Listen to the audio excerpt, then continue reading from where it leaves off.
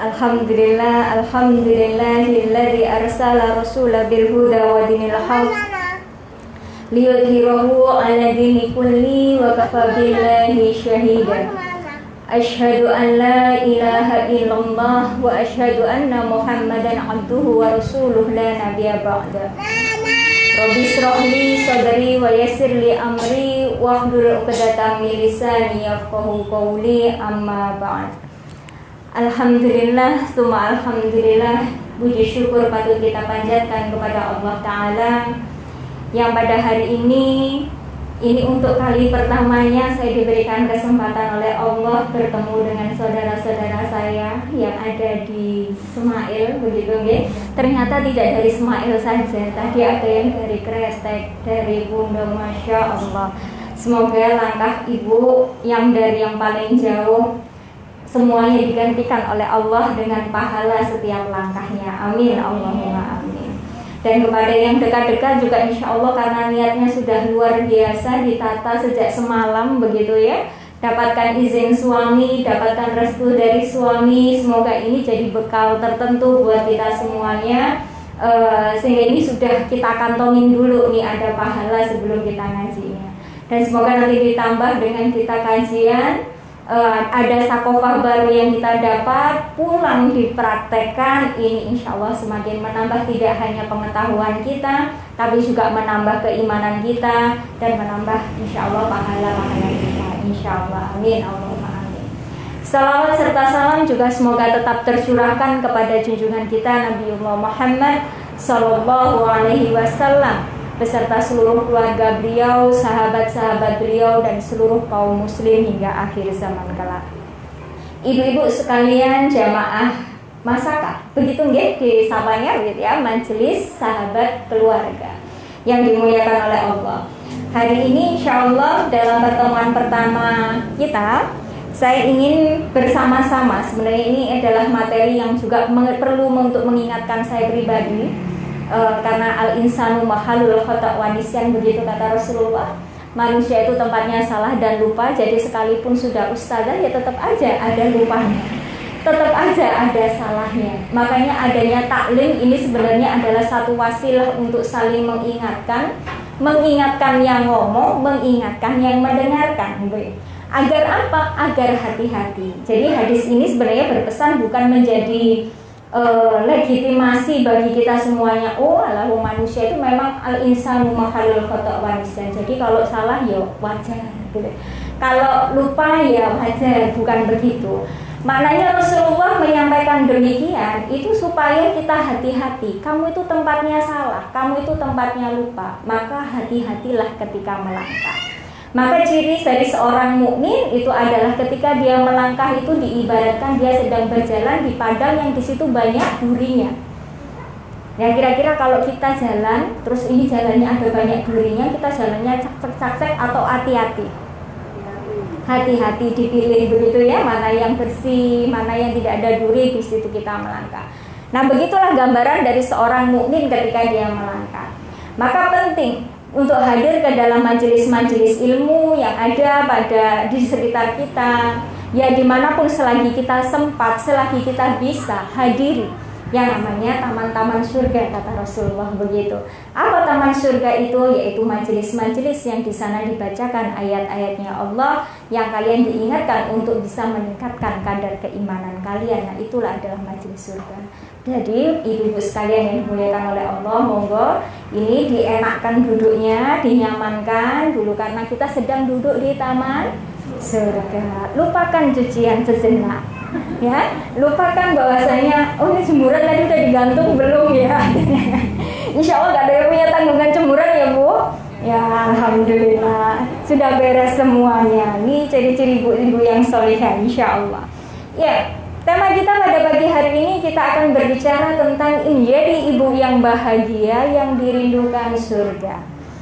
Siapapun dari diri kita yang mengaku dirinya beriman kepada Allah dan Rasulnya dan juga hari akhir, pasti mendambakan yang namanya surga. Tempat kembali kita nanti kita akan pinginnya, cita-citanya itu adalah kembali ya ke surga. Ada yang bercita-cita tak mampir neraka bentar aja begitu? Nggak ada ya.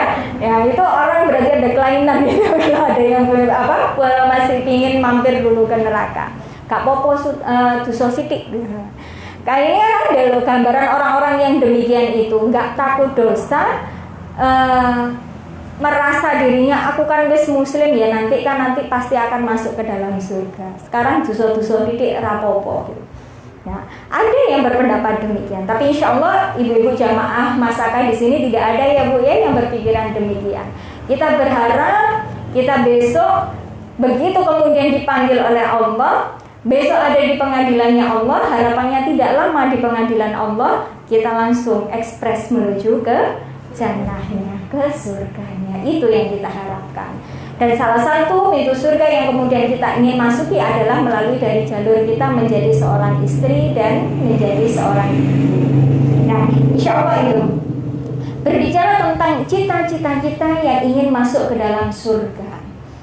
Gambaran mereka-mereka yang tinggal di dalam surga menurut para mufassir yang menerjemahkan dan menafsirkan Quran surat An-Nahl ayat 97. Di sana Allah Ta'ala telah berfirman, A'udzu billahi minasyaitonir rajim, Bismillahirrahmanirrahim. Man 'amila sholihan min dzakarin aw untha. Barang siapa yang beramal sholih min dzakarin aw untha, dari kalangan laki-laki atau perempuan, wa huwa mu'min, dan mereka adalah seorang mukmin, falanuhyiyannahu hayatan thayyibah, maka kemudian dia akan diberikan kehidupan yang baik. Nah, hayatan thayyibah yang di sana menurut para mufassir, apakah ini hayatan thayyibah ini adalah kehidupan akhirat? Oh, ternyata tidak. Hayatan thayyibah ini adalah yang dimaksud adalah kehidupan kita di muka bumi ini.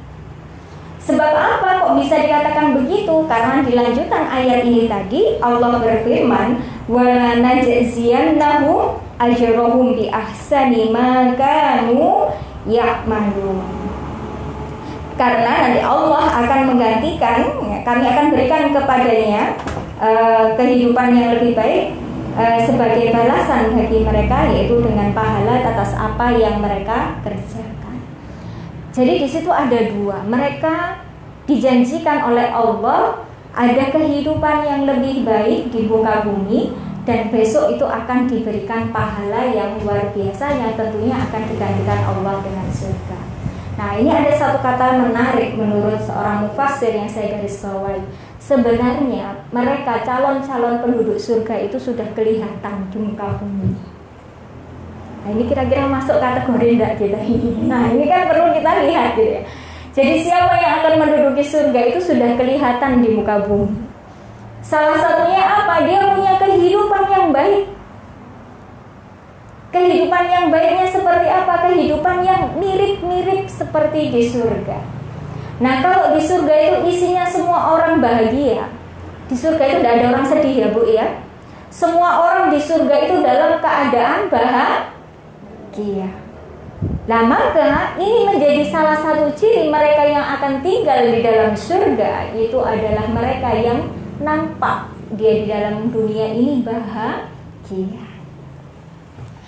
Nah, maka itu kita bahas hari ini, menjadi ibu yang bahagia. Biar apa? Biar kita dirindukan oleh surga. Nah, ini kan semuanya masyarakat surga nih ceritanya. Asal usulnya kita itu kan nenek moyang kita dari surga. Nah, kita berharap pulang kampungnya besok ya ke surga. Nah, masanya cocok enggak nih jadi penduduk surga? Udah dapat KTP-nya belum? Nah, ini bisa kita lihat. Kita indikasikan mereka yang akan ke surga. Salah satu kalau ciri yang menurut Quran surat An-Nahl ayat 97 ini tadi, dia nampak dalam kehidupannya, dia memiliki kehidupan yang baik, kehidupan yang membahagiakan sebagaimana yang dirasakan oleh mereka yang tinggal di surga. Nah, berbicara tentang kebahagiaan, masyarakat modern hari ini kita hidup di zaman modern ya Bu. Beda ya dengan zamannya nenek moyang kita kemarin. Hari ini kehidupan kita yang kita katakan kita hidup di masyarakat modern, Justru dengan begitu banyak kemudahan-kemudahan dari teknologi yang ada, justru akhirnya membuat kita sebagai manusia ini banyak yang merasa tidak bahagia. Iya apa iya? Kalau ibu-ibu dari masakan, insya Allah semuanya tadi ditanya sama Bu Zakia sudah merasa bahagia begitu ya, alhamdulillah. Tapi di luar sana kita saksikan banyak sekali orang itu tidak bahagia. Yang namanya kehidupan dunianya kalau kita lihat sepintas mereka ya cukup dari sisi materi. Suaminya ya bekerjanya cukup mapan. Anak-anaknya ya sekolahnya cukup baik. Sehat-sehat semuanya. Tapi itu tidak kunjung mengatakan dia bahagia. Buktinya apa? Buktinya Bu, setiap hari kami dari konsultan keluarga Samara ini, karena kami menangani itu yaitu dari diskusinya online. Hampir setiap hari itu tidak kurang dari 10 dapat cerita curhatan, baik dari bapak-bapak atau dari ibu-ibu. Dan itu berlanjut dan ceritanya macam-macam. Ya, sehingga menjadi mencari kata bahagia hari ini itu menjadi sesuatu yang langka, baik itu di kalangan kaum muslim ataukah non muslim. Yang dilalahnya yang sering konsul itu ya banyak dari kalangan muslim, karena ya sudah ada brandnya itu ya, konsultan keluarga Samara. Jadi yang konsul biasanya banyak dari kalangan keluarga muslim. Ada saja masalahnya, mulai dari rasa was-was ketika melepas suami kerja. Itu yang kepikir itu apa, nanti jangan-jangan nanti tergoda sama wanita lain. Jadi ada was-was. Yang suaminya pun juga begitu ternyata. Begitu konsul yang nanganin suami saya itu selalu merasa tidak nyaman ketika meninggalkan istri saya di rumah. Saya itu sering kerjanya luar kota. Ya jangan-jangan nanti punya pil. Nah, jangan-jangan punya ini gitu kan. Jangan-jangan ini. Semuanya saling curiga antara suami dengan istri. Tidak ada komunikasi yang sehat di antara keduanya, sehingga yang terjadi apa? Yaitu tadi saling curiga dan tidak ada kebahagiaan di dalam. Ada keluarga yang kemudian sepintas kita lihat, Masya Allah luar biasa, anaknya bagus-bagus, yang laki, yang perempuan cantik-cantik. Dari sisi ekonomi sudah cukup mapan, udah nggak ada yang dicari lah, kalau bahasa saya itu udah apa aja ada di dalam rumah begitu ya. Mau apa gitu, mau anaknya sekolah ke mana gitu kan, tinggal ngarani aja lah mau kemana itu, oke kita berangkat. Itu finansial udah bagus. Kapan hari curhat, begitu shocknya ketika mengetahui anaknya putri semata wayangnya umur 20 tahun, udah menjelang 21 tahun, menyatakan dirinya memilih untuk jadi lesbian. Ini keluarga Islami. Si anak ini tadi juga sudah mulai PAUD sampai SMA ya di sekolah Islami gitu. Tapi dia memilih untuk jadi itu. Ini orang tuanya bingung, ini dapat virusnya dari mana gitu. Kami tidak pernah ajarkan itu. Lah ternyata ada begitu banyak di luar sana para orang tua, para masyarakat kita itu yang jauh dari kata bahagia. Nah, maka karena ini segmennya ibu-ibu, saya ketemunya ibu-ibu, maka saya garis bawahi aja menjadi ibu yang bahagia. Sebenarnya yang nggak bahagia itu banyak, maksud saya itu begitu. Bapak-bapak juga ada banyak yang nggak bahagia, anak-anak juga banyak yang nggak bahagia. Banyak yang mengeluhkan terkait dengan bagaimana sikap orang tuanya dan seterusnya dan seterusnya. Stres dalam pelajarannya, nah itu tuh pun juga terjadi. Nah, karena ini tadi ya, kita di sini adalah majelisnya ibu-ibu, maka saya garis bawahi saja, kita batasi pembahasan kita bagaimana kita bisa menjadi ibu yang bahagia. Nah, ibu yang bahagia itu yang seperti apa? Ya, paling enggak ciri yang paling gampang. Kalau kita mau tahu kita sedang bahagia ataukah tidak. Ibu yang bahagia itu adalah ibu yang tampilan di dalam rumah dan di luar rumahnya sama. Itu indikasi pertama, indikatornya itu. Jadi kalau di luar rumah cantiknya luar biasa, ya Mbak Princess begitu ya, ngomongnya halus, enak didengar, senyumnya luar biasa, merekahnya begitu. Tapi kalau di rumah terus berubah jadi singa, ada yang begitu Bu? Nggak hanya singa, jadinya jadi kayak T-Rex. Tuh kata anak saya kayak T-Rex gitu ya. Nah, ini adalah satu indikasi bahwasanya ibunya sedang tidak bahagia. Nyapu di luar rumah, ketemu tetangga, menyapa dengan enak, ibu badhe tindak pundi, masya Allah senyumnya luar biasa, ngomongnya halus. Begitu masuk rumah, kakak, dari tadi ini BDR-nya belum dikerjakan. Nah, ini ada satu indikasi kalau ibunya belum bahagia. Kenapa? Karena tampilan di luar rumah dengan di dalam rumahnya berbeda. Kok banyak yang senyum-senyum?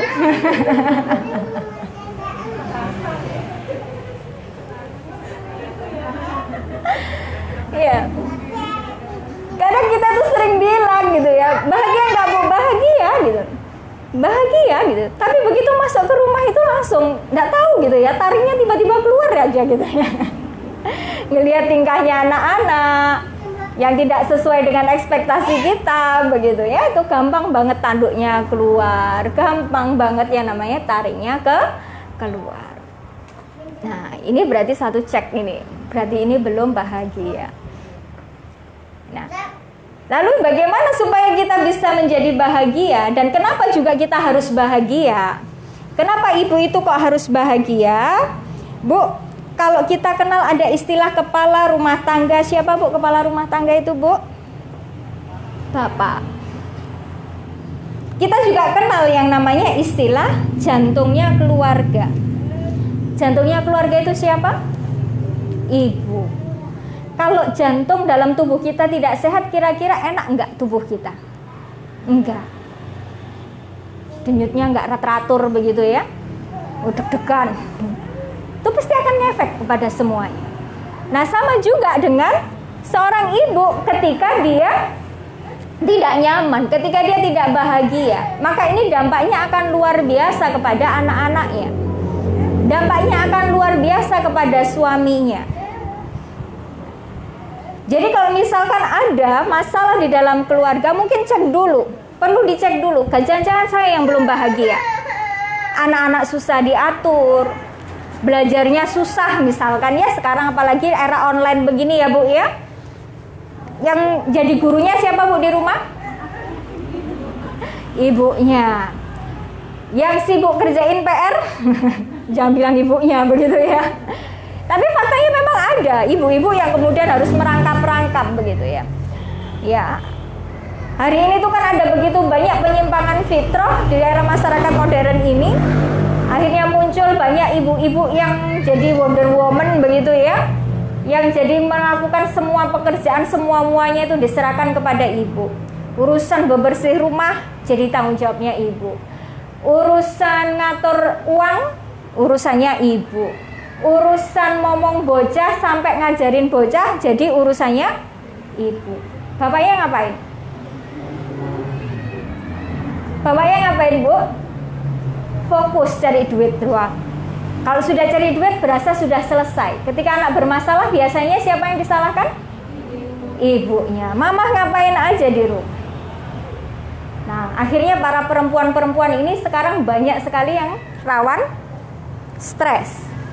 Kenapa? Karena dia punya tanggung jawab yang luar biasa, tanggung jawab yang begitu banyak sekali di rumah maupun urusan di luar rumah. Itu pun juga jadi tanggung jawabnya dia. Nah, apalagi muncul fenomena baru hari ini itu banyak para istri-istri berasa jadi janda dan para suami-suami yang berasa jadi duda. Sering menjumpai ini Bu? Istri yang ketika ada masalah ya dipendem sendiri begitu ya. Semua dikerjakan sendiri. Keuangan keluarga bermasalah ya wes tak cari kerja. Anak bermasalah tackle sendiri gitu. Bapaknya enggak pernah diajak ngomong. Suami-suami pun juga begitu. Ada masalah ya nggak pernah dia ajak diskusi istrinya. Diselesaikan sendiri. Nah, akhirnya berumah tangga itu berasa kayak kontrak kerja gitu ya, pembagian kerjanya. Saya tak cari nafkah, kamu ngurusi rumah gitu. Nah, ini rumah tangga yang nggak sehat. Nah, Jadi kembali kepada tadi, ketika seorang ibu ini bebannya sudah sangat banyak, rawan sekali memunculkan stres pada sendiri seorang ibu. Nah, kalau dia stresnya seorang ibu, nah ini mengantarkan dia kepada ketidakbahagiaan. Nah, ketidakbahagiaannya ini bisa berefek kepada rumah semuanya, kepada keluarganya, kepada suaminya. Jadi nyawang istri ini ya dadinya beli gitu ya. Jadi mama ini sekarang kok jadi tambah sering ngamuan toh. Kok emosian, nadanya sering tinggi begitu ya. Naik 8 oktav setiap ngomong. Ke anak-anak pun juga begitu, gak nyaman ketika berada di dekat mamahnya. Kenapa? Karena setiap ketemu mama, nanti mama mesti meninggi suaranya. Nah, ini karena ibunya tidak bahagia. Apalagi kalau kemudian kalau kita lihat hari ini ya, dengan era sekarang ada begitu banyak guncangan-guncangan ya di era pandemi ini. Nah, ini banyak sekali para ibu yang rawan terkena stres. Nah, tadi ketika kemudian ibunya stres, ketika ibunya kemudian tidak bahagia, yang paling kena dampak pertama kali itu adalah anak. Nah, ketika ibunya sering marah-marah, yang paling pertama kali terkena dampaknya itu adalah anak. Nggak mungkin kan kalau kita marah terus langsung yang dijadikan sasaran suami begitu. Pertama kali yang dilihat mesti adalah anak. Nah, padahal ketika kita marah, ketika kita menaikkan suara kita, atau ketika kita emosi di hadapan anak-anak, maka ini salah satu yang menjadi penyebab anak-anak itu teraktifkan yang namanya otak reptilnya. Ya, jadi manusia itu punya yang namanya otak reptil, Bu. Ya, kecil otaknya itu. Dan ini memang Allah ciptakan dalam rangka memberikan respon kepada manusia terhadap hal-hal yang berbahaya. Jadi kalau kita misalkan sentuh sesuatu yang panas itu kan biasanya muncul ada gerak refleks begitu ya, langsung dilepaskan. Nah, ini siapa yang bekerja bikin kita itu jadi lepaskan panas itu tadi, atau barang yang panas yang kita sentuh ini tadi, itu hasil kerja dari otak reptil. Nah, kalau otak reptil manusia ini banyak sering diaktifkan, nah ini bahaya. Ya, karena dia adalah otak reptil, ya ini adalah otak yang kemudian senantiasa aktif untuk hal-hal yang berbahaya, maka anak-anak akan melihat setiap orang yang ada di sekitarnya jadi berbahaya. Nah, biasanya kemungkinannya cuma dua kalau aktif otak reptilnya nih, yaitu kalau dia tidak menghindar, ya dia akan menyerang.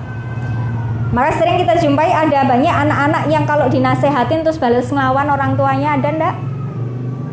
Banyak. Ada anak yang kemudian masih umurnya masih belia tapi udah pinter bohong.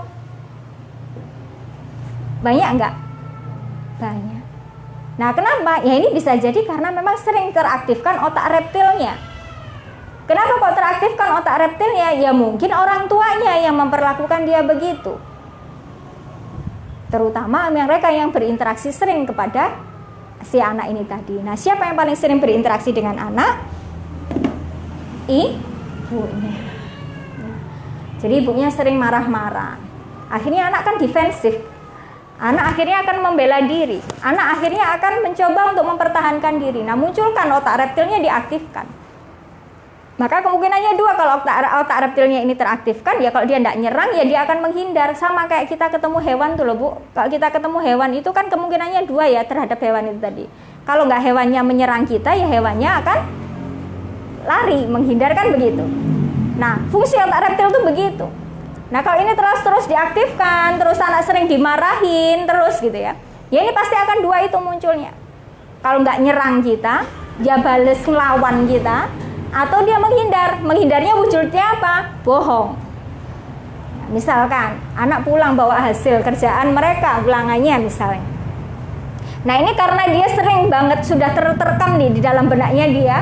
Nanti mesti kalau nilainya jelek dimarahin sama mama.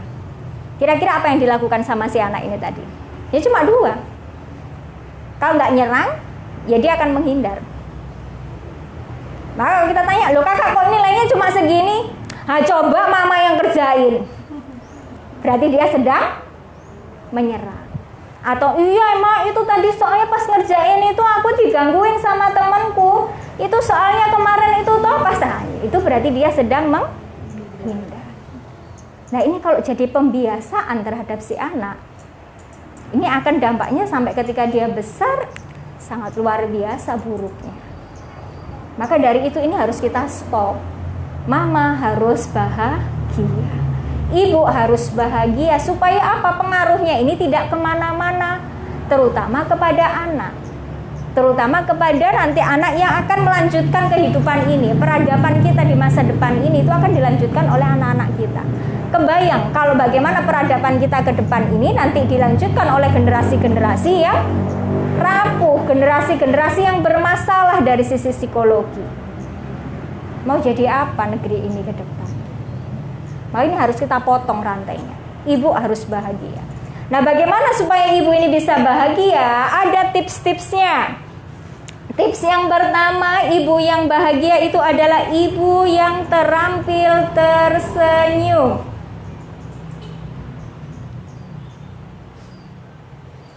Nah itu ya Bu. Susah apa gampang Bu? Tersenyum Bu? Susah apa gampang? Gampang seharusnya. Nah kenapa kok harus senyum? Ya pertama, senyum ini adalah sodaqah. Tabassamuka ala wajhi akhika sodaqah. Senyummu di hadapan saudaramu itu adalah sodaqah. Senyum itu berpahala. Itu ibadah yang paling gampang dilakukan, itu adalah senyum. Tapi ternyata senyum pun hari ini tuh menjadi satu hal yang mahal. Senyum itu menjadi satu hal pencitraan. Senyumnya kalau ketemu tetangga, senyumnya kalau sama-sama ketemu jamaah masaka. Tapi begitu balik ke rumah senyumnya hilang. Padahal kalau kita kembalikan pada hadis tadi ya, senyummu di hadapan saudaramu adalah sodaqah. Saudara terdekat kita itu siapa Bu? Keluarga. Jadi sebenarnya yang paling berhak atas senyum kita itu adalah keluarga, suami, anak-anak, itu yang paling pertama kali dapat senyuman kita.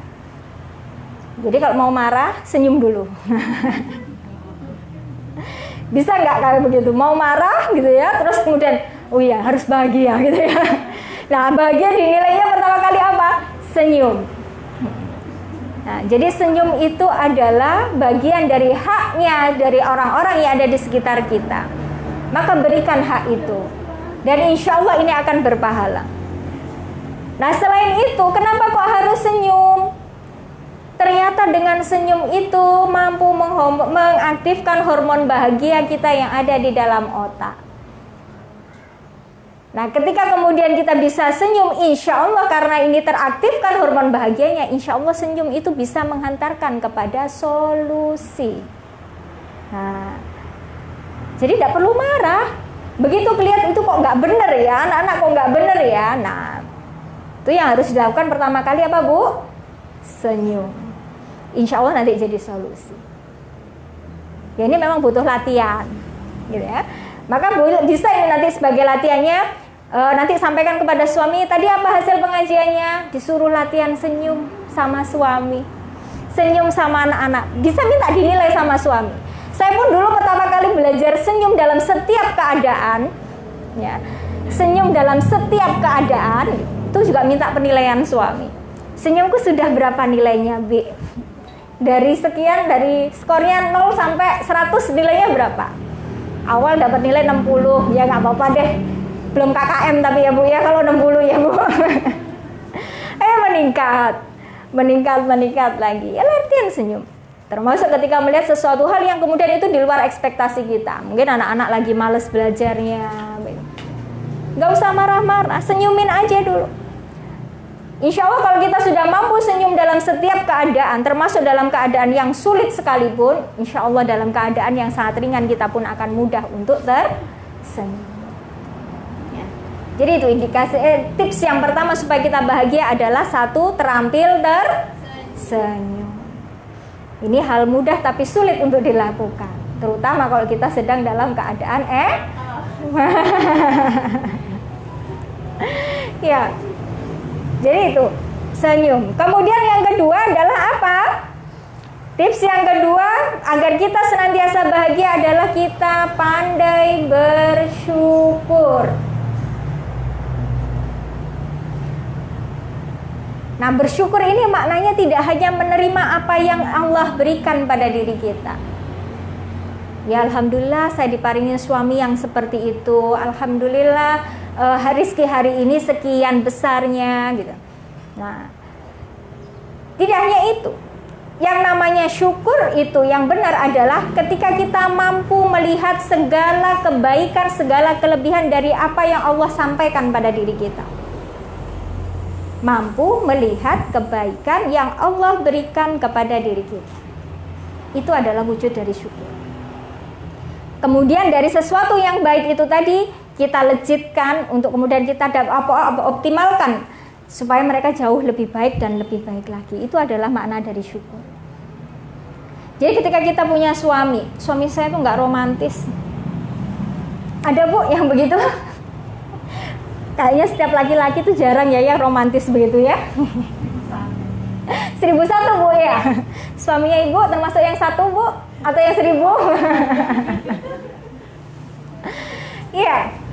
Ada ibu-ibu itu yang mengeluhkan kepada kami itu gara-gara apa? Suaminya itu tidak romantis, makanya ingin mengakhiri pernikahannya. Gara-garanya sekian tahun menikah, suaminya selalu lupa kapan hari ulang tahunnya, kapan hari ulang tahun pernikahannya. Itu mengantarkan kepada perceraian. Ya Allah gitu ya. Ada Bu suaminya yang sering ingat Bu? Ibu-ibu masaka mah biasa aja gitu ya Bu ya. Suami-suami hilang ingatannya terhadap masalah ulang tahun kita gitu ya. Ya karena kita nganggapnya itu bukan sesuatu hal yang urgent dalam berumah tanggaan kita. Nah, tapi ternyata ada perempuan-perempuan yang begitu tuh jadi masalah. Nah, jadi itu suaminya nggak romantis, tuh nggak mau. Kemudian dia cuma melihatnya sampai di sana. Akhirnya dia nggak bersyukur. Akhirnya yang muncul bahagia nggak nih si ibu ini tadi? Nggak bahagia. Kepikiran terus kenapa suami saya nggak romantis ya? Kenapa nggak kayak apa? Yang ada di drama Korea gitu. Ini si ibunya gandrungin drakor kali gitu ya. Korban drama gitu. Iya, ada yang seperti itu. Ya, jadi bersyukur itu tidak hanya kemudian mampu kita tuh menerima setiap apa yang diberikan Allah pada diri kita, tapi kita mampu melihat sisi kebaikan-kebaikan yang ada pada orang-orang, pada setiap apapun yang Allah berikan pada diri kita. Ibu-ibu sudah bersyukur hari ini Bu? Insya Allah. Nah kalau begitu ini semuanya bawa catatan. Saya ingin ibu-ibu tuliskan sebanyak mungkin dalam waktu 2 menit. Ini masih ada door prize enggak Bu Zaki ya? Nah dalam waktu 2 menit saya berikan waktu untuk menuliskan segala kebaikan, segala kelebihan orang yang dalam hidup jenengan itu dianggap orang yang bermasalah. Boleh suami, boleh anak-anak, boleh mertua, boleh tetangga. Cari kebaikannya. Sanggup Bu? Siapa ya yang paling kemudian suka bikin sebel ibu-ibu di rumah? Yang suka bikin uring-uringan kalau di rumah?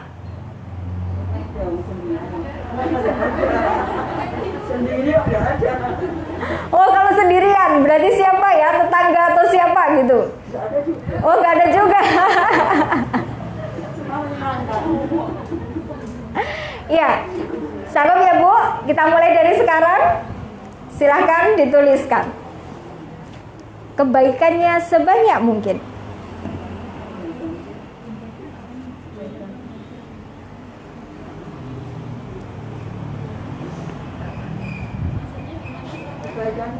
Kebaikan orang yang paling bikin paling sering bikin kita sebel. Kebaikannya.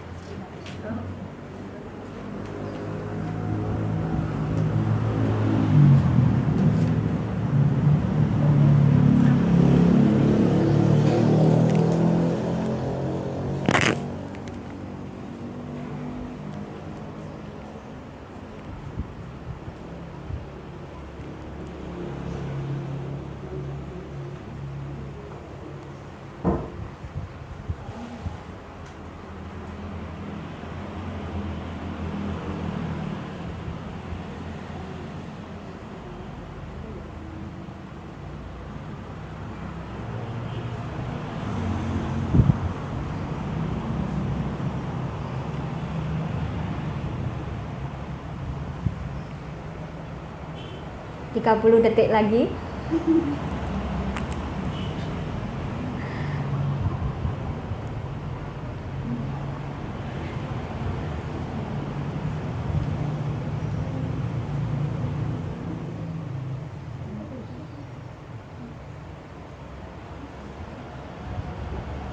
Cukup?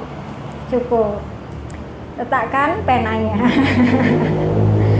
Ada yang dapatkan 20 kebaikan?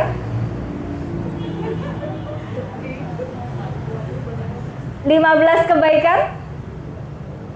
Enggak ada juga. 10 kebaikan? Berapa, Bu? 10 udah ada. 5? Ada yang 5? Oh, ada. 6? Oh, 12. Iya, monggo Ibu dibacakan, Bu. Yang paling banyak 12. Siapa, Bu, di rumah yang paling sering bikin sebel Ibu? Oh, suami. Jadi monggo Ibu. Ibu kan kenalan dulu ya, Bu ya. Waalaikumsalam warahmatullahi wabarakatuh.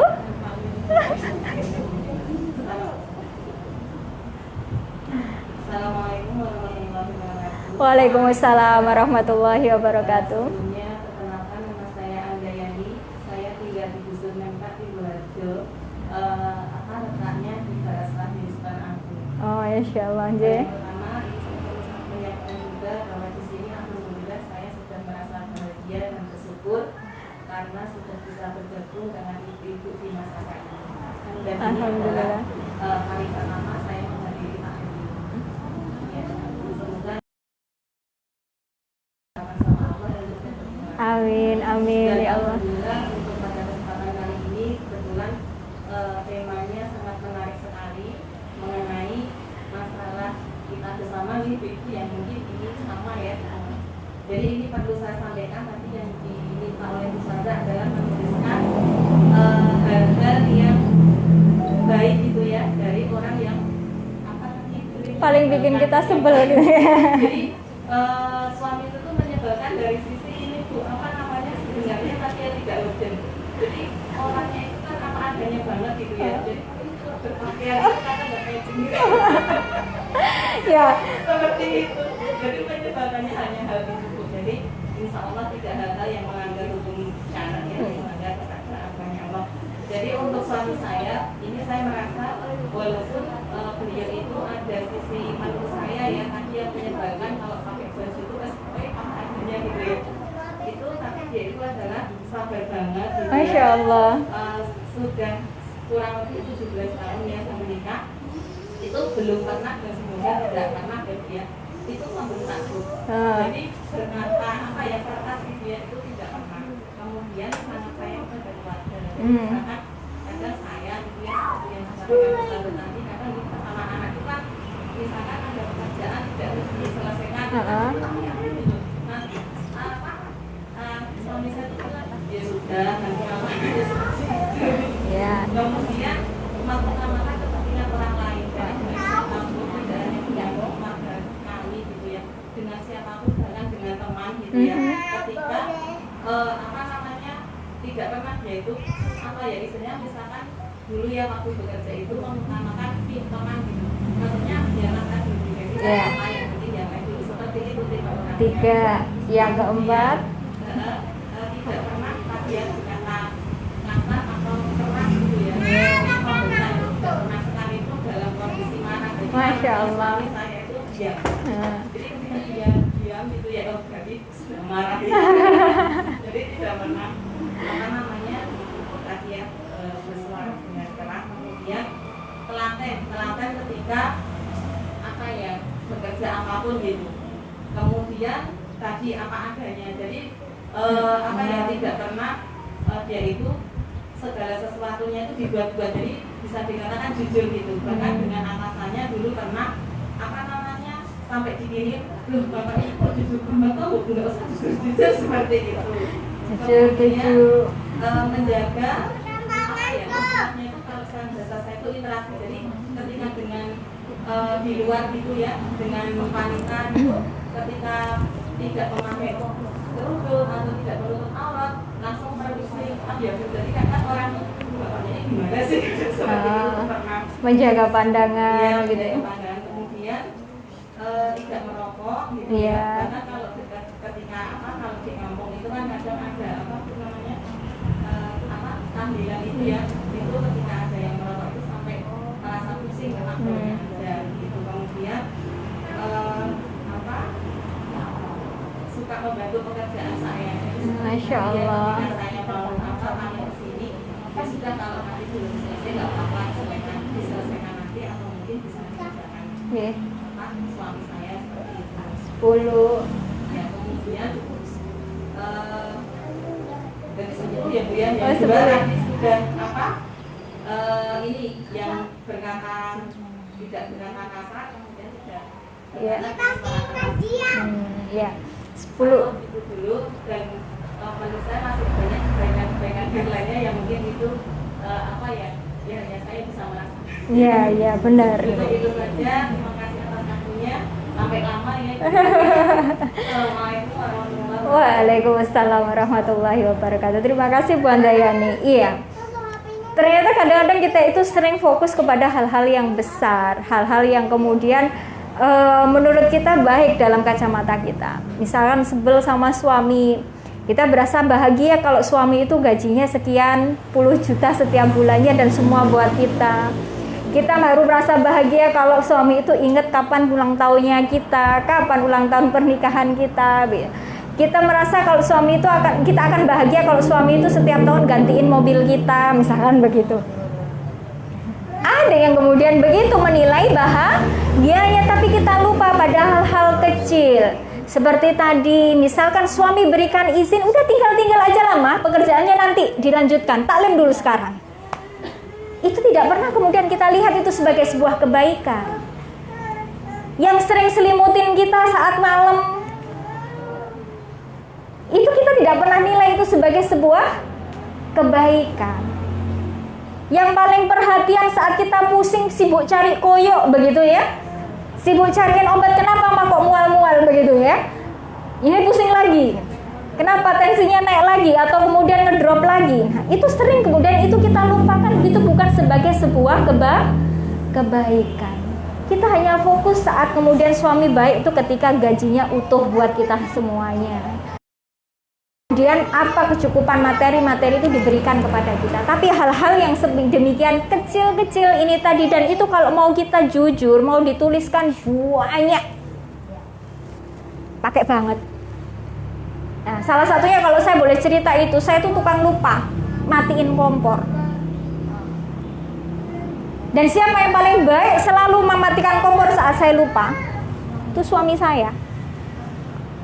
Ketika saya mau berangkat taklim, yang siapin motor itu suami saya. Kadang hal-hal yang seperti itu, siapin motor saat kita mau berangkat taklim, kita nggak nilai itu sebagai sebuah kebaikan. Yaitu artinya kita masih sangat minim sekali kita bersyukur. Sama seperti anak-anak kita. Mungkin kita sebel ada anak kita tuh yang sering banget bikin kita tuh marah begitu ya. Padahal kalau kita mau detilkan satu persatu kebaikannya tuh banyak banget. Dialah yang paling perhatian kalau kita capek, nggak usah disuruh, dia sering pijitin gitu kan ya. Yang sering mendoakan, ketika dia selesai sholat itu selalu yang disebut itu adalah kita untuk doa pertama kalinya. Nah itu kita lupa tuliskan kebaikan-kebaikannya mereka. Maka ibu-ibu sekalian yang dimuliakan oleh Allah, untuk melatih bersyukur kita, mulai dari sekarang saya kasih PR ya Bu ya. Coba dituliskan semua kebaikan suami, semua kebaikan anak kita. Kalau anaknya 7 ditulis satu-satu ya Bu. Anak pertama kebaikannya apa, anak kedua kebaikannya apa, anak ketiga kebaikannya apa. Tempel di tempat yang kita bisa lihat. Nanti kalau kita mau marah sama mereka, lihat dulu tuh kebaikannya banyak ya.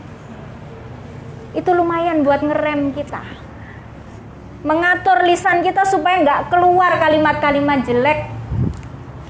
Karena perempuan itu Allah berikan satu kemuliaan, kalimatnya itu luar biasa. Kalau ibu sudah ngomongnya sudah jelek-jelek, ke anak terutama ya, vibrasinya kalau sudah sampai ke langit, kira-kira apa yang terjadi Bu? Ya begitulah akan jadi doa buat anak-anak kita. Maka kalau kita mau marah supaya kita tuh nggak gampang marah, lihat itu tempel kebaikan-kebaikan anak-anak itu. Maka kalau saya di rumah itu saya punya pohon kebaikan untuk 3 anak saya. Hari ini dia cuci piring, saya tulis ini. Cuci piring, bantu itu kebaikan. Hari ini dia pijitin saya tulis ini. Makanya mereka akhirnya Bu, Mi, ini kok pohon kebaikannya kok jadi nggak rindang lagi? Iya, soalnya hari ini nggak cuci piring jadi cabut sama Umi. Jadi rontok. Ayo kita bikin kebaikan lagi gitu. Kalau yang gede sih udah paham ya. Yang nomor 2 sama nomor 3 itu yang masih seneng dengan pohon kebaikannya dia. Nah, jadi itu. Kemudian kalau saya mau marah, semua gemes sama mereka, itu biasanya saya lihat dulu, kebaikannya banyak sekali, dia lakukan satu kesalahan apa ya tega gitu. Akhirnya yang muncul nggak jadi marah, yang muncul adalah ya senyum dulu deh, ditenangin dulu, disenyumin dulu. Nah, ini adalah tips bagaimana kita senantiasa bersyukur melihat kebaikan-kebaikan orang yang ada di sekitar kita, sehingga kita mengerem, nggak jadi gampang marah, nggak gampang stres. Itu tips yang kedua. Tips yang ketiga apa? Sering diafirmasi ya Bu dirinya Bu ya. Diafirmasi itu apa? Disemangatin.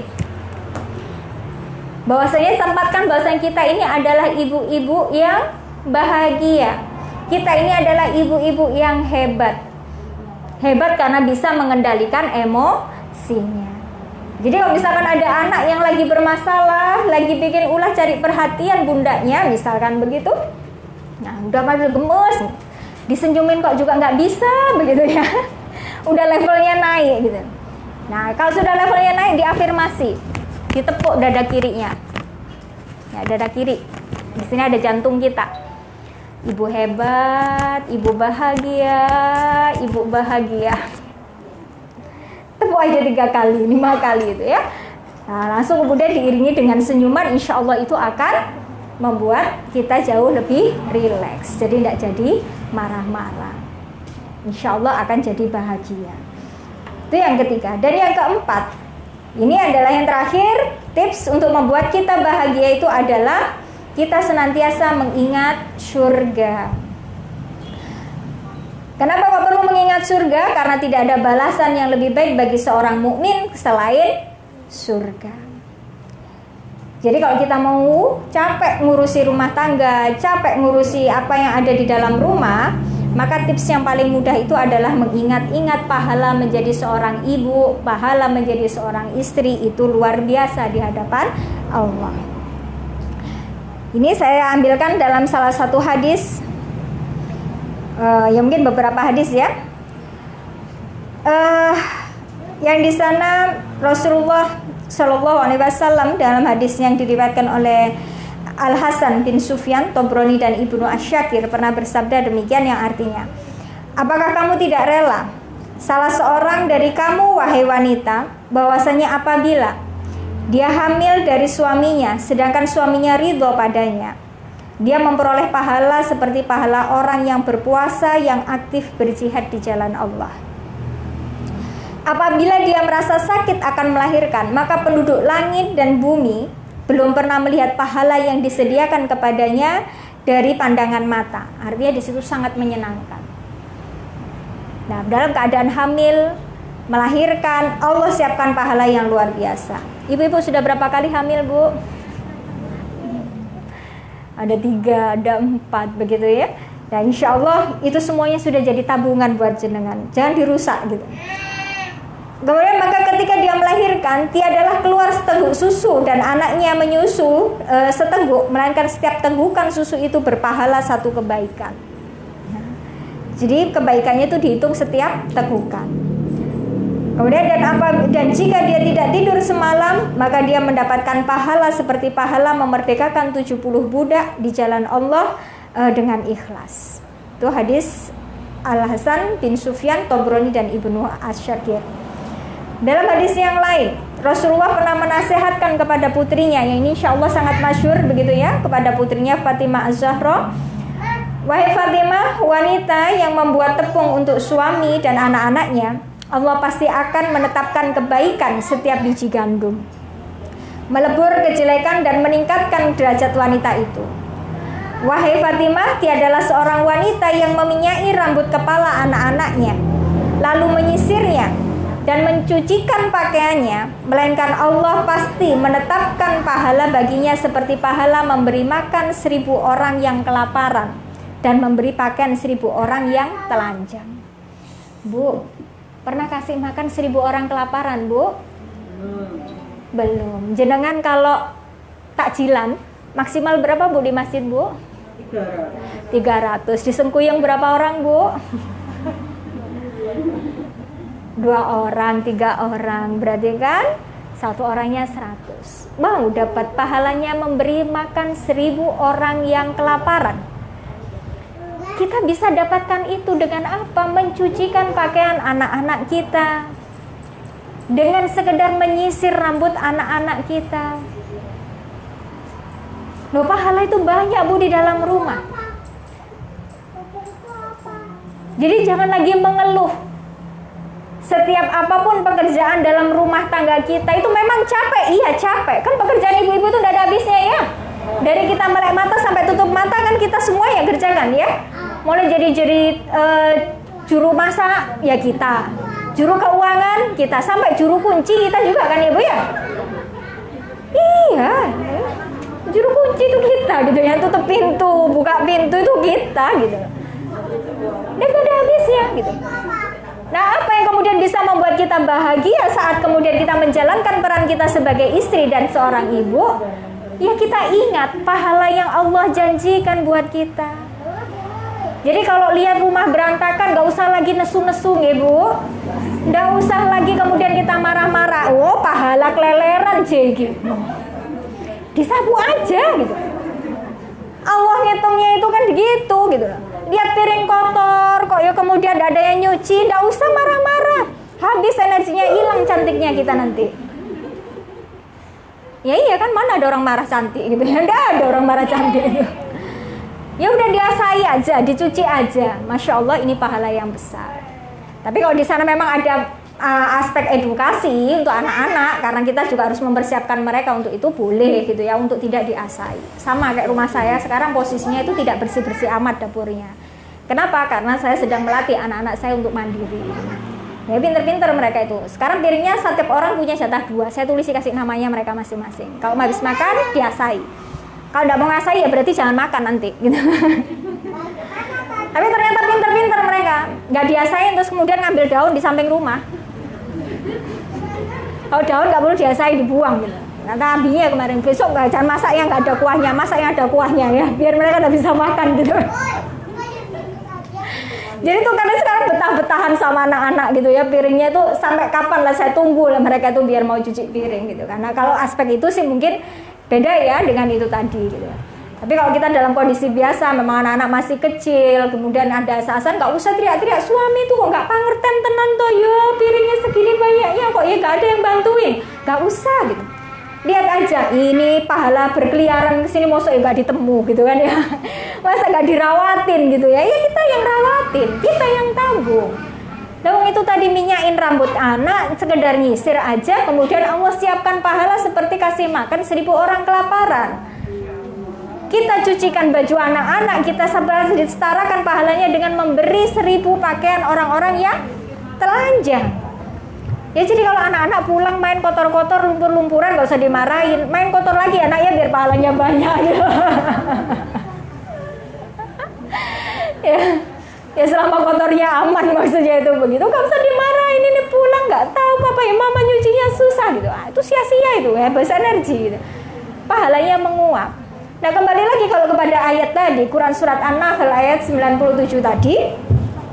Oh sudah setengah 11 ya, nanti ada tanya jawab ya.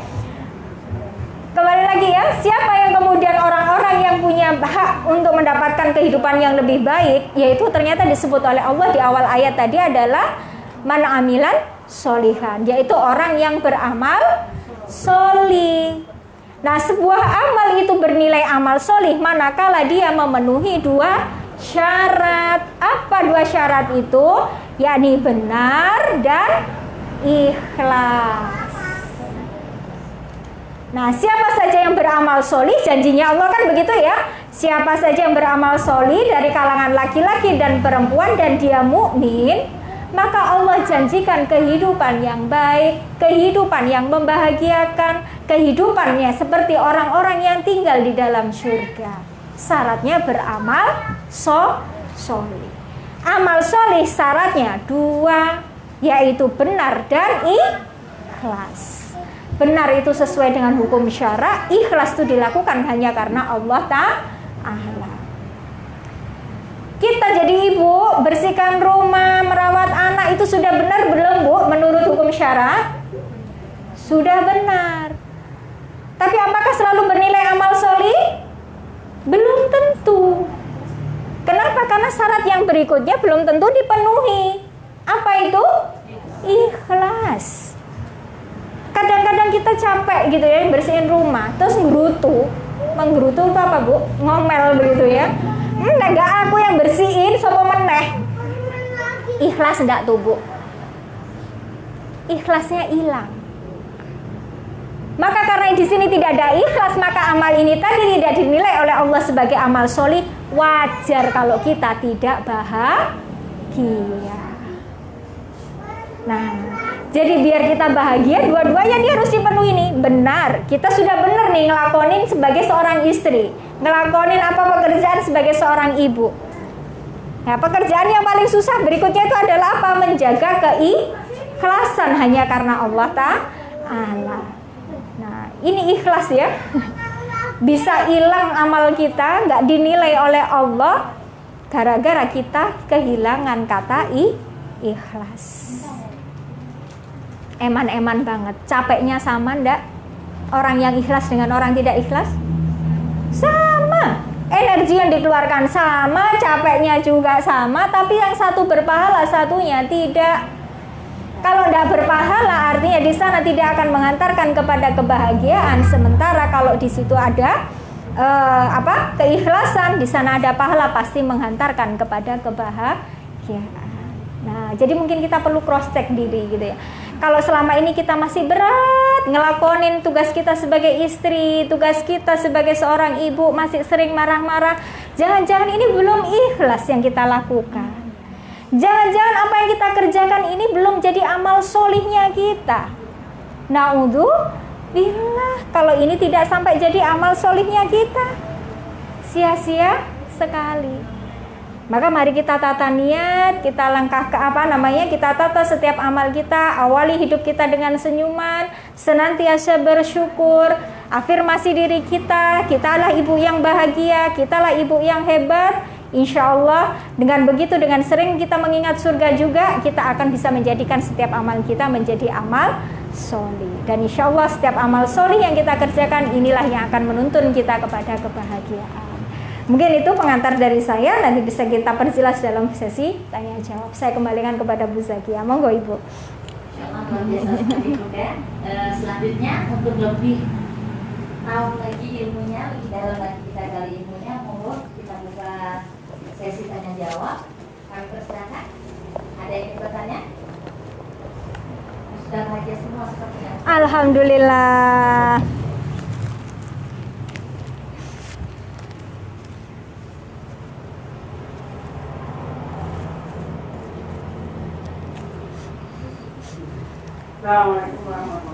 Waalaikumsalam warahmatullahi wabarakatuh. J.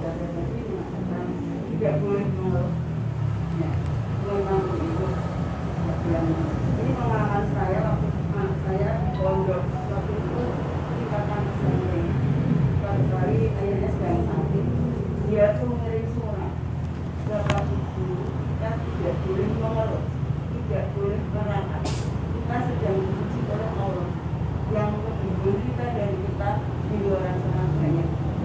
Sampai detik ini anak saya mengatakan itu sudah berkeluarga dan anaknya tidak pernah mengeluh dan tidak pernah marah. Masya Allah. Sampai suaminya itu tanya pada saya, ibu tadi itu nggak pernah marah, nggak pernah mengeluh, nggak? Mana enak tuh? Kenapa? Yang salah diberi asal nggak? Insya Allah enggak. Itu sejak kecil tidak. Kita memang tidak boleh apa gunanya mengeluh. Dan alhamdulillah saya pun tidak dalam keadaan seperti itu selalu. Alhamdulillahirabbil alamin. Nggih. Mohon maaf kalau saya berlebihan. Assalamualaikum warahmatullahi Waalaikumsalam warahmatullahi wabarakatuh. Ada lagi, Bunda? Ya.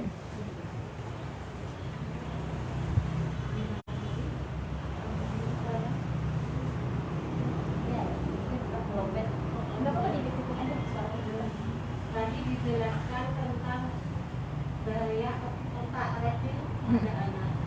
Selama ini ternyata saya menyadari secara tidak langsung saya sudah mengakumulkan otak reptil tersebut pada anak-anak saya. Yang bahayanya tadi disebutkan yaitu kalau tidak memilah berarti dia akan meninggal. Dan yang ingin saya tanyakan bagaimana caranya untuk memperbaiki atau untuk meminimalisir dampak kedua dampak tersebut. Nggih. Nggih. Ya, jawab dulu atau masih ada lagi? Oh, jawab dulu ya. Ya. Masya Allah ibu, saya butuh belajar banget dengan ibu. Ya, bagaimana bisa membuat anak-anak kita menjadi pribadi-pribadi yang mudah sekali bersyukur. Ya, ini nanti boleh sharingnya ya Bu ya, nanti ya Bu di luar forum ya Bu. Ya, karena memang hari ini kita banyak mendapati generasi-generasi hari ini itu generasi-generasi yang gampang menyerah begitu ya, generasi-generasi yang gampang mengeluh, generasi-generasi yang tidak tahan banting gitu kita dapati hari ini. Nah, ya rata-rata mereka terlahir dari orang tua yang ya dalam keluarga-keluarga yang tidak sehat gitu dalam hubungan komunikasinya, dalam bagaimana pengasuhannya. Jadi memang pengasuhan itu sangat berpengaruh sekali terhadap bagaimana ke depan tumbuh kembang si anak-anak ini tadi gitu. Nah, jadi memang penting kita memutus kalau kemarin-kemarin kita dapat pengasuhan yang belum bagus dari orang tua kita, ndak usah disesali gitu ya. Dan ndak usah disalahkan orang tua kita. Ya mungkin karena itu memang batas pengetahuan orang tua kita ya sampai di situ gitu. Kalau kita sekarang mengetahui bagaimana cara berkomunikasi yang baik, bagaimana kemudian kita harus merawat anak-anak kita, menumbuh kembangkan anak-anak kita sesuai dengan fitrahnya, sesuai dengan Islam, ya sudah kita saja yang memutuskan. Walaupun kemudian kita harus terengah-engah begitu ya, ngos-ngosan untuk bisa mendidik mereka hari ini di tengah-tengah masyarakat yang rusak yang ada di sekitar kita gitu. Nah, jadi anak-anak yang tumbuh dalam keluarga yang hangat, insya Allah mereka akan menjadi keluarga-keluarga yang hangat pula ketika mereka berumah tangga nanti. Kalau mereka tumbuh dalam keluarga-keluarga yang bermasalah, insya Allah juga pasti bukan sebuah kepastian, alhamdulillah gitu ya. Besar kemungkinannya keluarganya pun juga akan bermasalah. Ada yang kemudian kayak tadi istri gampang curiga kepada suaminya, suami yang gampang curiga kepada istrinya, atau suami yang nggak mau tahu perannya sebagai seorang laki-laki, ngertinya cuma cari nafkah, ngasih uang, terserah wes mau diapain sama mama, pokok kudu cukup. Masalah anak-anak ya silahkan diurus sendiri. Ya, ini adalah semuanya karena dampak dari pengasuhan-pengasuhan yang tidak baik. Ya, kita berharap rumah tangga anak-anak kita besok berjalan dengan baik gitu ya, tidak ada yang mengulangi kesalahan-kesalahan kita gitu ya. Ya, cukup kita saja gitu ya, yang melakukan kesalahan dan kita sedang berupaya untuk memperbaiki diri gitu. Itu.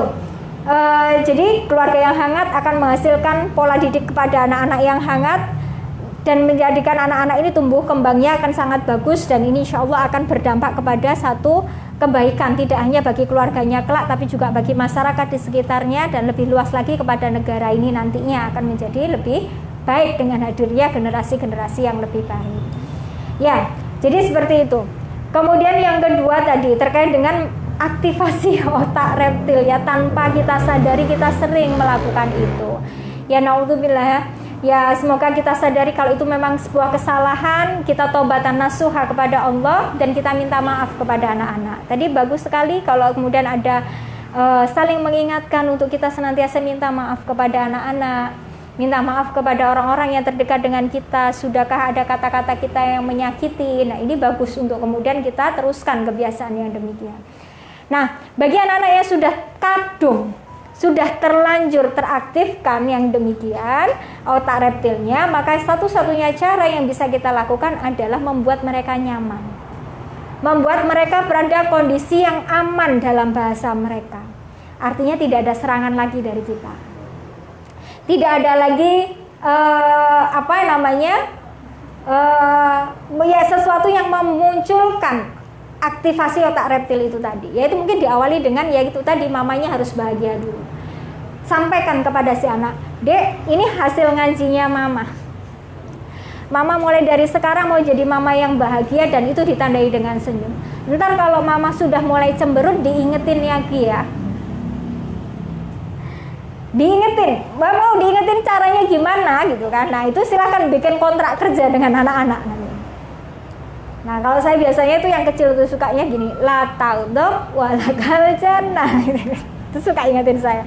Kalau sudah agak meninggi dia udah paham. Ya dia baca sinar mata saya gitu kan. Oh ini berarti Umi udah mau marah gitu kan. Itu dia sudah ancang-ancang dulu, la taudok walakal jannah gitu. Udah gak jadi marah itu ibunya. Nah kemudian yang berikutnya adalah buat dia aman dulu. Kemudian berlatih komunikasi cinta dengan anak-anak. Penuhi dulu tabung cintanya. Supaya apa? Supaya ketika tabung cintanya ini terpenuhi, dia nggak butuh yang lain. Oh iya, saya merasa aman. Nah gimana membangun komunikasi cinta itu? Nah, resepnya itu SKM DH3. Apa SKM DH3 itu? Senyum, kaya, katakan cinta. Sudah bilang cinta kepada suami, kepada anak-anak hari ini? Hari ini, pagi ini sudah bilang I love you ke suami? Sudah bilang I love you ke anak-anak? Belum? Nah berarti nanti pulang dari taklim katakan ya Bu ya. Ya. Yang sempat sekarang suami sedang di kantor, boleh diketik pakai WA-nya, bilang I love you papa. Saya kasih waktu. Langsung praktekkan. Boleh itu langsung ya. Loh itu macam-macam loh Bu, saya bilang begitu tuh di taklim, beberapa taklim saya Bu, biasakan katakan cinta kepada suami gitu. Ada banyak yang malu-malu ternyata. Gengsi gitu. Pernah sekarang dipraktekin gitu. Bener dipraktekin. Begitu bilang I love you ayah gitu. Langsung balasan suaminya apa? Mama sehat.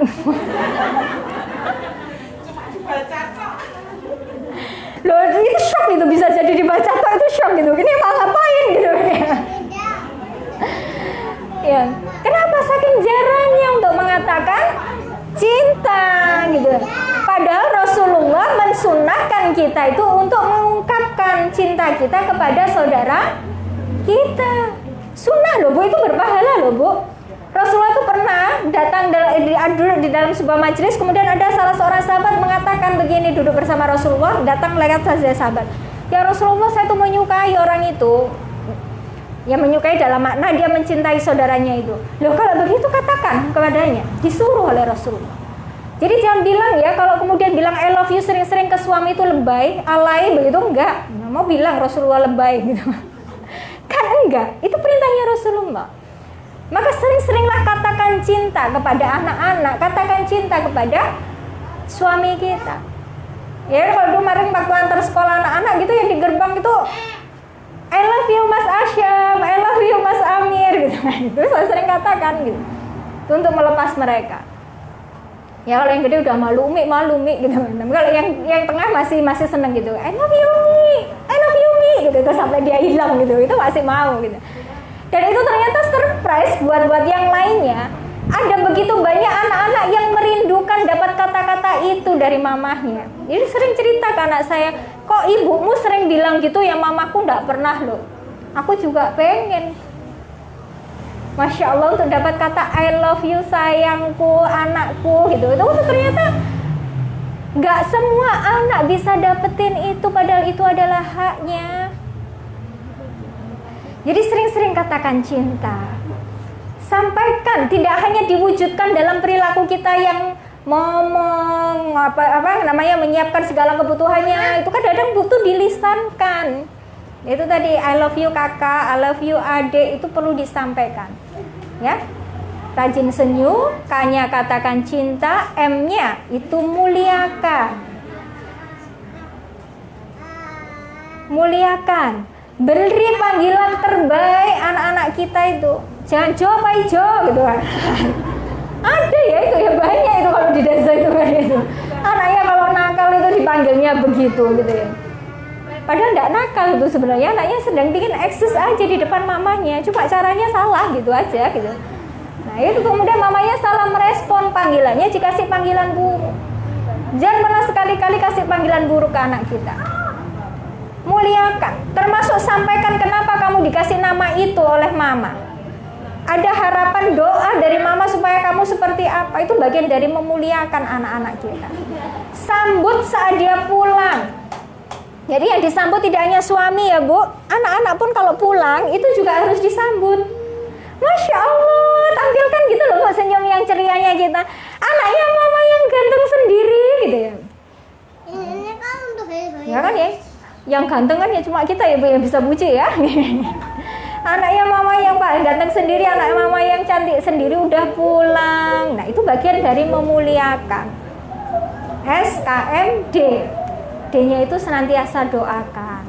Nah sebagai penebus atas kesalahan kita yang kemarin sudah aktifkan otak reptilnya banyak-banyak begitu, sering didoakan. Kita mohonkan kepada Allah untuk dihilangkan efek-efeknya. Allah lah yang paling baik dalam sisi penjagaan. Allah lah yang paling baik dari sisi pemeliharaan. Maka mintakan kepada Allah pemeliharaan, kembalikan dia sebagaimana fitrahnya.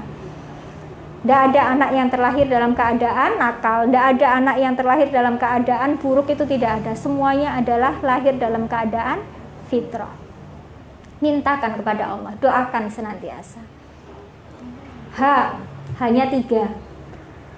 Apa H3 itu? Yang pertama adalah hadiahkan. Ya. Jadi kalau kita memang punya sesuatu yang berlebih, boleh dihadiahkan. Hadiah itu bukan sesuatu yang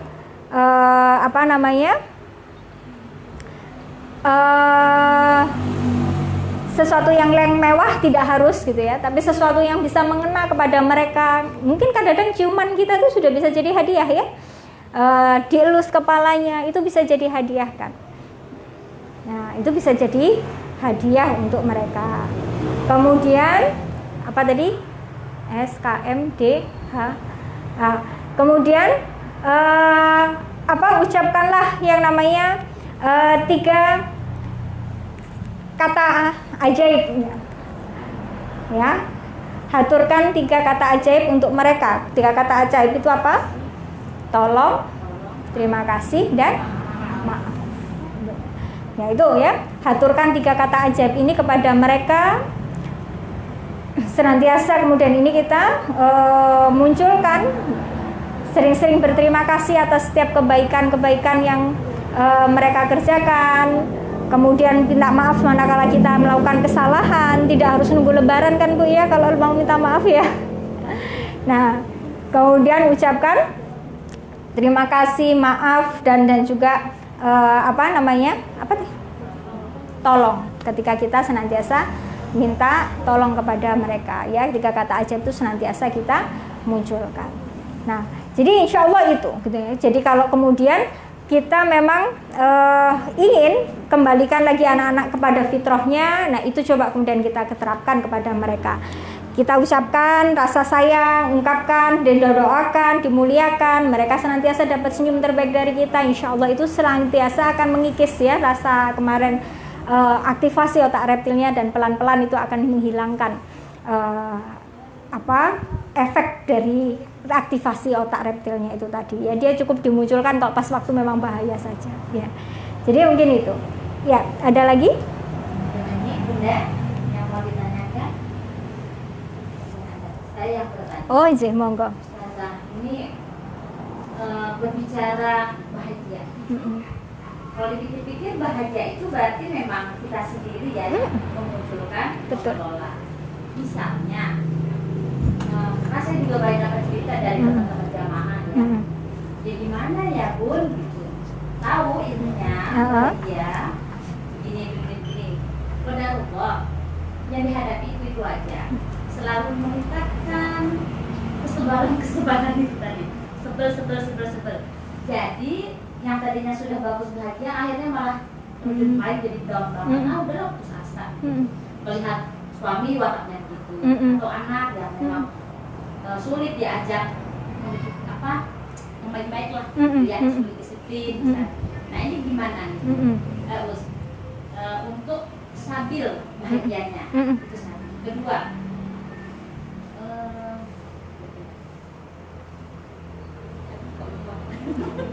itu dulu. Oh ya. Bagaimana menstabilkan bahagia yang ada pada diri kita? Sementara lingkungan di rumah tuh sebetulnya apa ya? Ya itu aja gitu. Sulit sebetulnya bagi si istri untuk membangkitkan bahagia tadi. Betul. Nah, lalu apa ya yang harus dilakukan? Pertama begini Ibu. Ada satu perumpamaan yang cukup mengena dan cukup menampar saya. Iya, maju aja ya.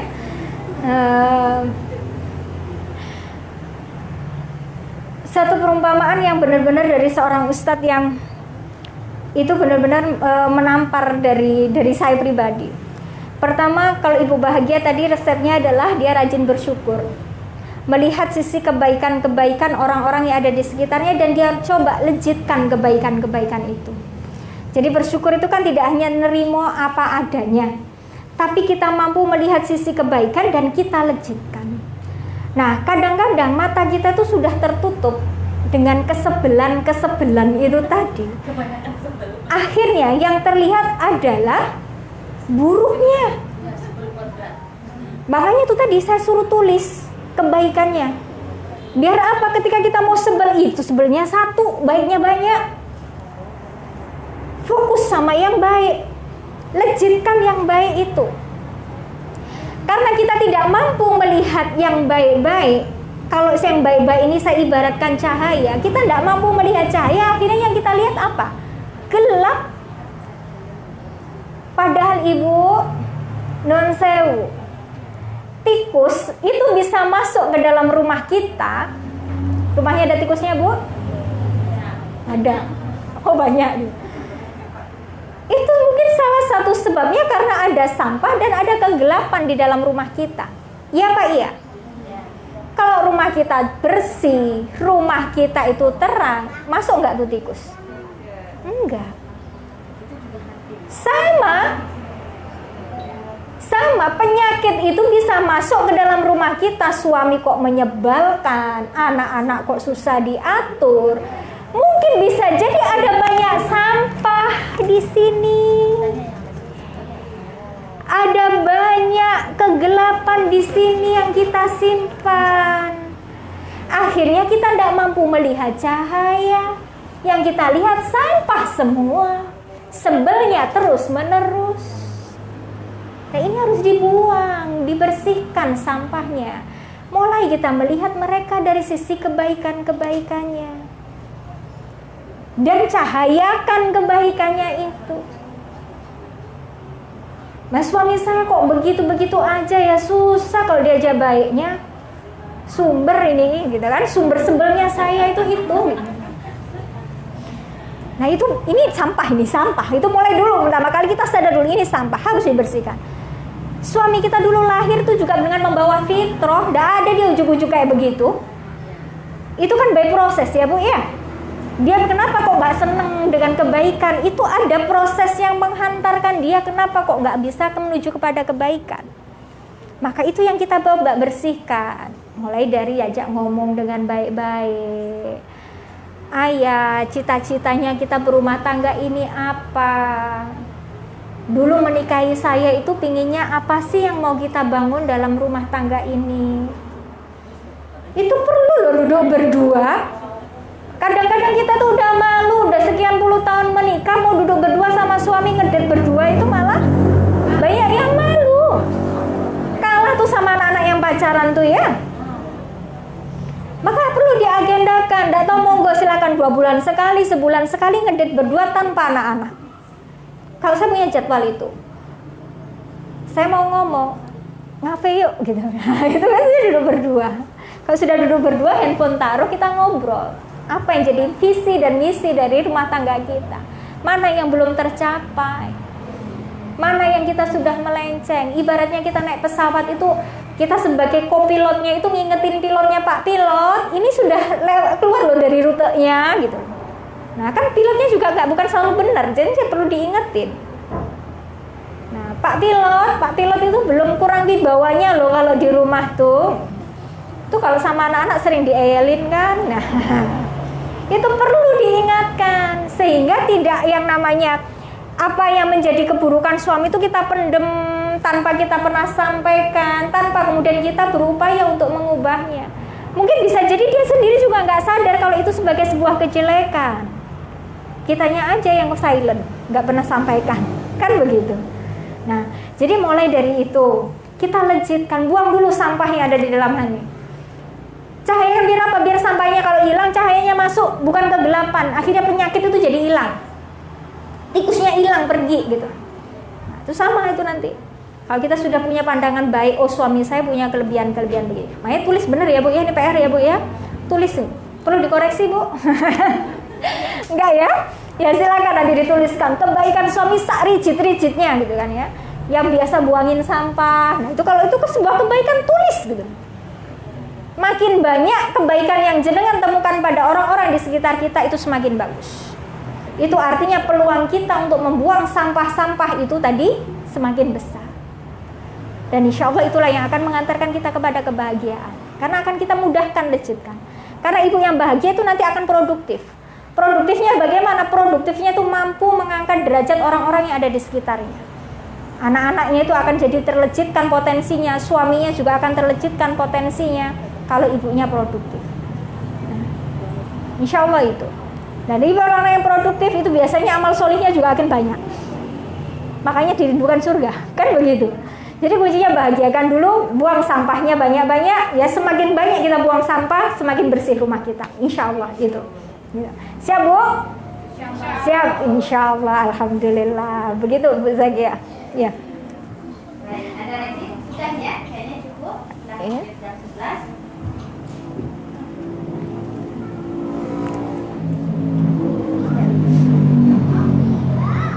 Baik, sudah selesai kajian kita pada hari ini. Insyaallah PR tadi diingat ya Bunda, menulis kebaikan suami dan juga anak-anak. Biar apa? Biar awet bahagianya, awet syukurnya ya. Amin.